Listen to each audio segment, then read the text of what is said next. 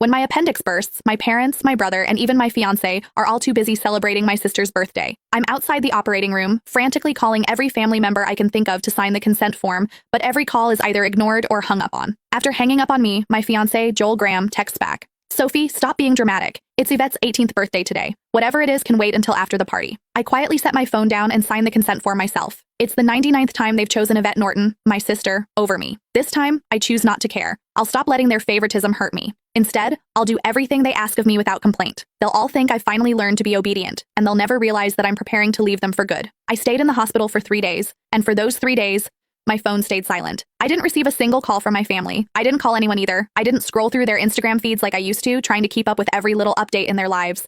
Instead, I just quietly rested in my hospital bed and dragged my weak body around for checkups and payments. Even on the day I was discharged, I didn't tell a soul.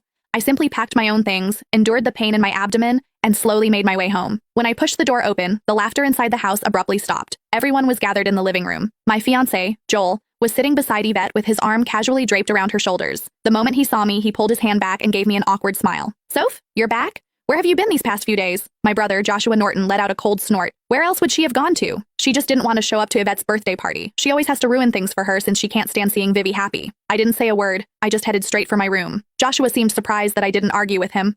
Normally, whenever he accused me of being selfish, I would break down in tears and desperately defend myself.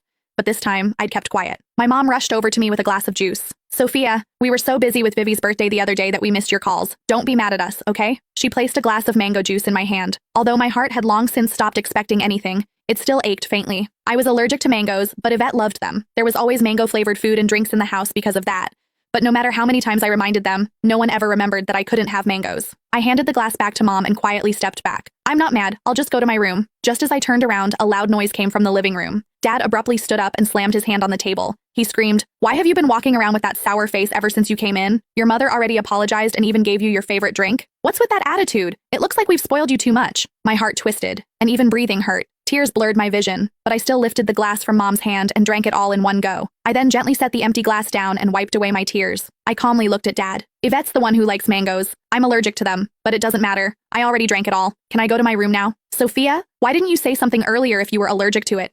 Who told you to drink it? You're so stubborn. Mom panicked and quickly patted my back. Dad looked embarrassed, but he still harshly replied, "You could have just explained yourself. You've always had that unlikable attitude. You're nothing like Vivi. She knows how to communicate." Yvette's voice drifted over from the couch. "Dad, don't say that about Sophia. You'll make her sad." She sounded gentle, but the smugness in her eyes was impossible to hide. Yvette had always used my dullness to highlight her perfection. No matter what it was, she loved comparing herself to me. She would only be satisfied when she got to trample